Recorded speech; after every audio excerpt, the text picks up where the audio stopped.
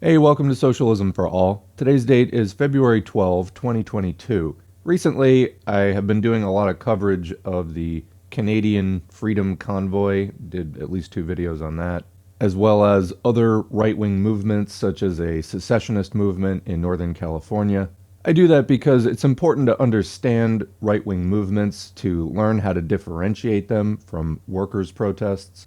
But part of that process is also showing the workers' protests, not just showing the what not to do examples, don't follow right wing astroturfed garbage. But then also, how do you recognize an actually positive workers' movement that has some potential as, a building block of something that socialists can get into, help develop the class consciousness that's already existing, and hopefully move it towards a more revolutionary perspective. So here's a tweet from Hermit Huarang. I hate how this freedom convoy discourse is sucking all the air from actual people's struggles. Strikes in Puerto Rico, Line 3 resistance, hashtag shut down Red Hill, Starbucks unionization, protests in Minneapolis after Amir Locke's murder, stopping the jail in Chinatown, New York City, etc. So excellent point. And recently we did put up videos here at Socialism for All about the protests over Amir Locke's murder in Minneapolis, less than 2 years after the police murder of George Floyd. Go check that out. It's less than 15 minutes long, I think, but gives you an idea of what happened in this case. It was a no-knock warrant that led to police bursting in the middle of the night and shooting a house guest of somebody who apparently was on the search warrant, but the house guest wasn't. The house guest was Amir Locke, sleeping on a couch when the cops burst through the front door and gunned him down. Consequently, the entire Twin Cities area is in protest. They've been having massive marches day after day. You can see that in the video. Also put up a video covering the strike of concrete workers in Seattle. So in this video, we're going to highlight the strikes going on in Puerto Rico. I was not even aware of this until a couple of days ago. It's really pretty hard to find really any kind of quality coverage of this whatsoever, but there are major demonstrations going on. So this was the first coverage that I saw of it, tweet by Devilette. Thousands of public workers in Puerto Rico have been on strike for days in demand of better salaries. These are working class people who deserve mainstream media attention. The fight for a livable wage and a just retirement is twice as precarious under USA imposed colonial austerity. So for people who aren't familiar with Puerto Rico's status in the United States, it is not a state, it is a territory of the United States. This gives it fewer rights than a state does. However, not everybody thinks that making a change from the current status, that statehood is necessarily the best option. Some people just want flat out independence. So we'll probably cover that at a later time. If you can offer more perspective on that, do leave a comment below. But anyway, the last time that I remember Puerto Rico really being in the news was when Trump was president and there was the hurricane and Trump was like doing the 3-point shot of the paper towels into the crowd, if you remember that. Well, anyway, that was a few years ago, and Puerto Rico was devastated, and rebuilding there is really difficult. They're subject to a lot of pressure from gentrifiers, people who want to come in and basically do what happened after Hurricane Katrina in New Orleans, this sort of urban renewal thing, like not rebuilding the affordable stuff that was there before, but remaking it for rich people, basically. They have constant fights with rich people coming in and buying property and trying to turn the beaches private and all kinds of things like that. However, to counter some of this, the people are getting organized. So this is from October 15, 2021. Before we get into what's going on currently, this is just a few months ago. Thousands in Puerto Rico are protesting the imposed U.S. government privatization of the electricity grid that's left unprecedented outages and billing increases since June 2021. The large-scale protest demands the cancellation of the contract with Luma. Here's footage from that march.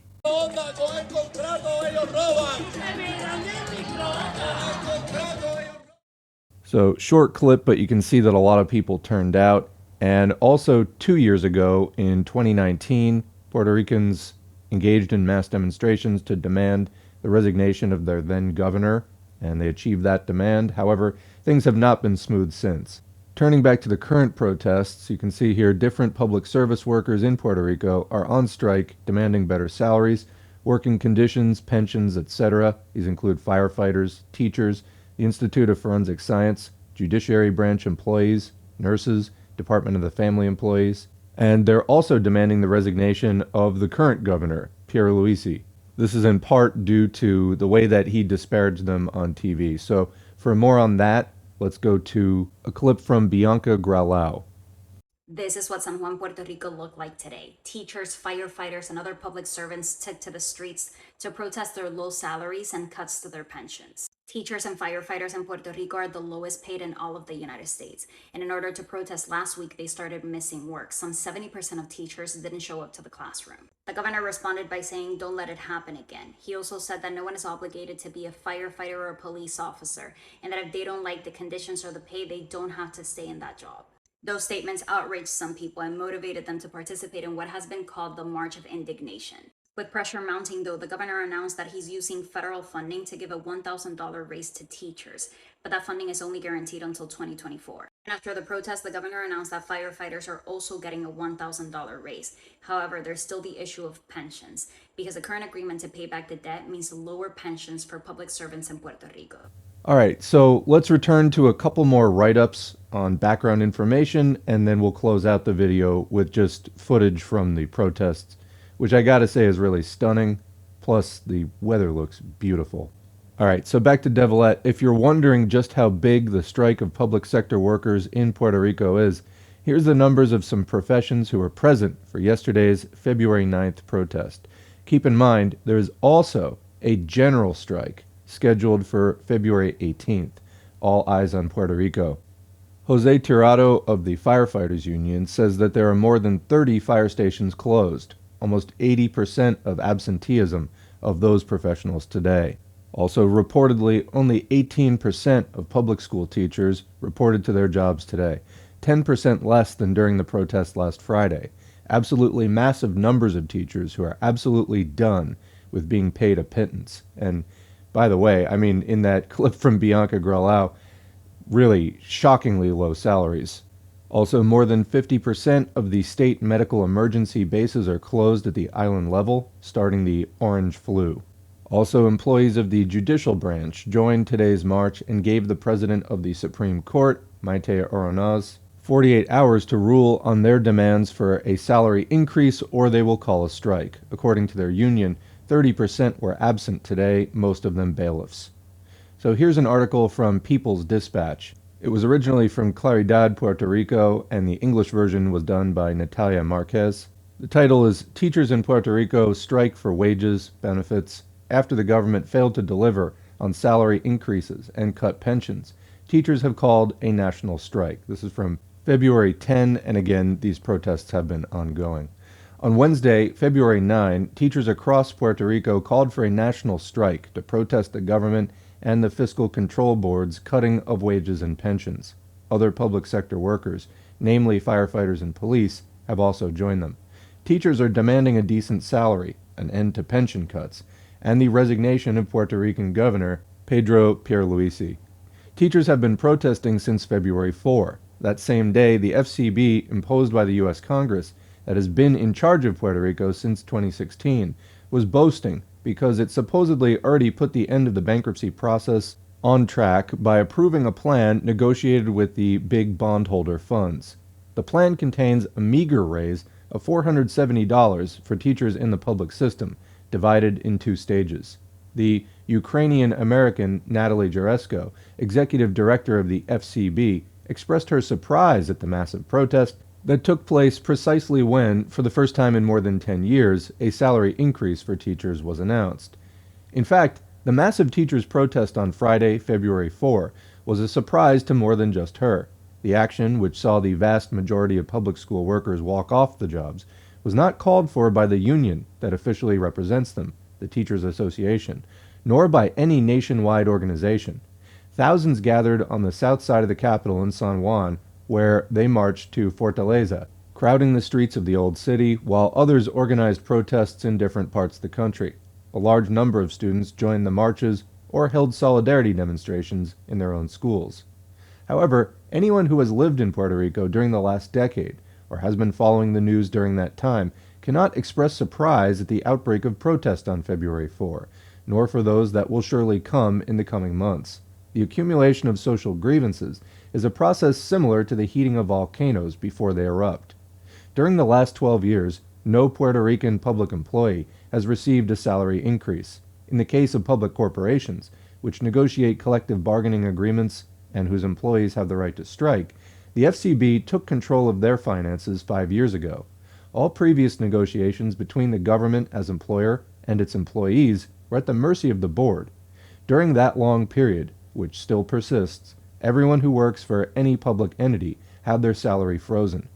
As for the so-called benefits, healthcare, vacation days, sick days, retirement, etc., the situation is even worse. It used to be said that public employees earned less than others in the so-called private sector, but unlike the latter, they were guaranteed a retirement pension, along with other benefits.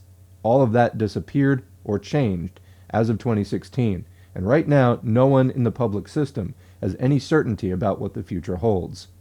Workers in the so-called private sector have not been having a better time.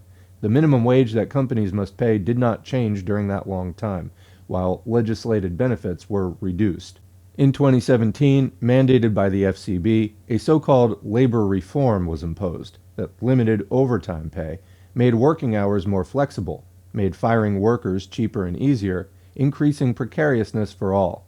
At the beginning of 2021, the legislature, which was elected the previous year, initiated a process aimed at restoring some of these rights, but so far nothing has been done. While this process of dispossession is taking place, unfettered capitalism continues its course.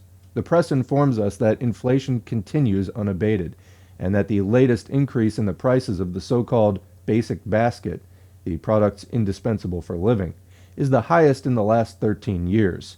For food products, the increase was 17%, while gasoline and other petroleum products shot up 30%.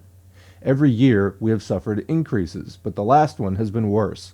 Those of us who live in Puerto Rico, and especially those who work in the public sector, have to face this continuous increase in the cost of living, while salaries stagnate or are reduced and benefits disappear.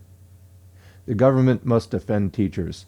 Earlier this month, the Popular Front for the Defense of Public Education, or FADEP, demanded that both the legislature and the executive branch have the backbone to defend teachers against the Fiscal Control Board, FCB, and to approve bills that will guarantee dignified retirement, a salary increase, and compensation for professional studies. The bills supported by the front are PS 873, which guarantees compensation for professional studies to all teachers in Puerto Rico, P of C 513, which raises the base salary to $2,700 for all teachers in Puerto Rico, and P of C 1136 to condition the issuance of bonds in the debt adjustment plan, to guarantee zero cuts and zero freezes to present and future pensions. The front is made up of the unions Puerto Rico Teachers Federation, FMPR, UNETE, and Educamos. The unions made their demands in the midst of a caravan held last Friday, which departed from the old headquarters of the Department of Education, passed by the Teachers' Retirement System, the federal court, and concluded at the Capitol. Once at the Capitol, the spokespersons of the front were received only at the offices of Senators Maria de Lourdes Santiago of the Puerto Rican Independence Party, PIP, and Rafael Bernabe of the Citizen Victory Movement, MVC, who are in favor of the bills, as confirmed to Claridad by Mercedes Martinez, president of the FMPR.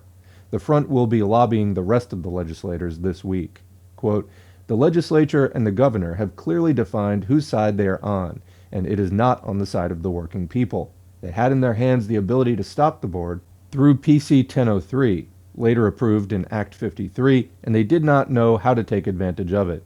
Thanks to their decision, they allowed the approval of the debt adjustment plan, which will mean misery for the people of Puerto Rico, and in the case of teachers, implies draconian cuts to teachers' pensions. That is why, beyond empty words, we demand commitment on your part in the approval of the aforementioned bills and the backbone to defend them before the dictatorial board. The teachers are paying attention. They are organizing and will do whatever they have to do to defend their retirement," unquote, indicated the leaders of the FADEP, composed of Mercedes Martinez of FMPR, Liza Fournier of UNETE, and Migdalia Santiago of Educamos. From the capital, they went to La Fortaleza, where they were received by the governor's economic development advisors, Yamil Ayala and Yolanda Rodriguez. The advisors promised on January 31 that they would communicate with them to let them know Fortaleza's decision on the three projects. In addition, Martinez revealed that the advisors promised to coordinate a meeting for Wednesday, February 3rd, with the director of the Government Retirement Board, Luis Colazo Rodriguez, to discuss the particular case of the teachers. In addition to waiting for the governor's response, the spokeswoman asked to speak with the governor to request, quote, a meeting without intermediaries, with someone who can make a decision, in this case, the governor. As long as this does not happen, we will continue to escalate our efforts in the streets with the teachers of this country, unquote. Meanwhile, Migdalia Santiago, president of Educamos, stressed, quote, it is time to achieve justice for a sector so mistreated and marginalized by all the administrations that have governed the island. We will celebrate 14 years in February without a salary increase to the base scale, and now on top of that, they are running over us with a pension of indigence. We are not going to accept this, so we are going to defend ourselves with all the means at our disposal, unquote. The president of UNETE said, this is shameful, outrageous, and that is why we will be fighting the battle from all fronts. The legislature, the executive, the federal court, including the most important front, the street, unquote. The teacher movement leaders pointed out that their battle did not end with the caravan. They are organizing the teachers, school by school, in assemblies, consultations, and other activities that they will be announcing soon. The projects demanded by the front should not be confused with the control board's announcement that it granted a conditional raise to teachers. Martinez indicated that the Department of Education, DE, asked the board for an increase of $1,000, for which it identified the funds. The board cut this figure to less than half, $470. This increase was also rejected by the leader of the Teachers Association, AMPR, recognized by the Department of Education.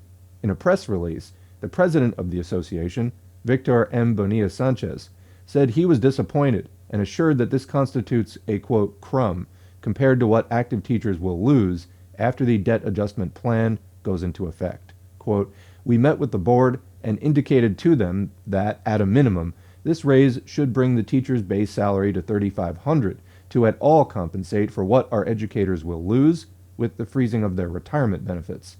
Today, we are surprised with this proposed increase, which is very little, and to top it off, it comes with conditions that seem absurd to us, Bonilla Sanchez said.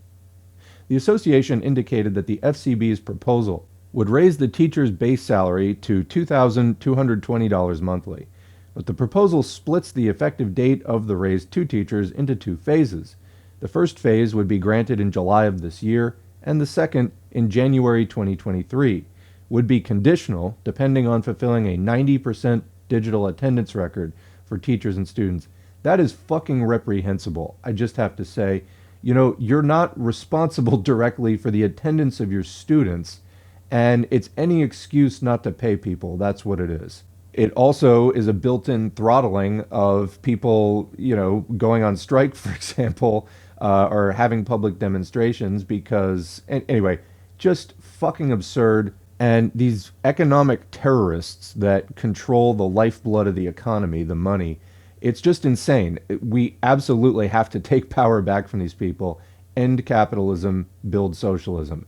There is no alternative at this point because you're just going to see them coming harder and harder at us with the austerity and just trying to tighten the noose over and over. The president of the AMPR indicated that the board's proposed increase does not even match the efforts being made in the legislature to bring the teacher's base salary to $2,700. Bonilla Sanchez insisted that the board and the government must identify sources of funding to achieve true salary justice to educators. So that's the end of that article. Gives some more details on this whole situation. We can see from this tweet, February 10, teachers in Puerto Rico are back in the streets today in demand of better salaries and in defense of their pensions. This was, of course, Thursday. They were on their way to the governor's mansion in Old San Juan, and we have footage from that. We have footage from the 9th as well. I'm just going to roll a montage of clips now. This is what a working people's movement looks like. This is people demanding things that working people need, not the kind of crazy far-right stuff that you see going on up in Canada. Okay, that's the Tea Party. That's the Flu Trucks clan. That's the Karen Convoy clan. That's MAGA. That is not any kind of a left-wing thing going on. That's not to smear all of Canada, because believe me, Canada prides itself on not being the U.S. The fact that they are being overrun currently with like a U.S. funded Donald Trump style protest is like kryptonite, total anathema. And I hope that the left wing coalitions within Canada are able to push back on this and demonstrate what an actual workers' movement looks like. Anyway, we're going to roll the clips. Before I do, I just want to say thanks to the current patrons whose names are on the screen. Head to patreon.com/socialismforall if you'd like to support. Otherwise, like, share, subscribe, and comment, even if it's just thanks or good video. Help the channel get more exposure in the YouTube algorithm. And now, on to the clips.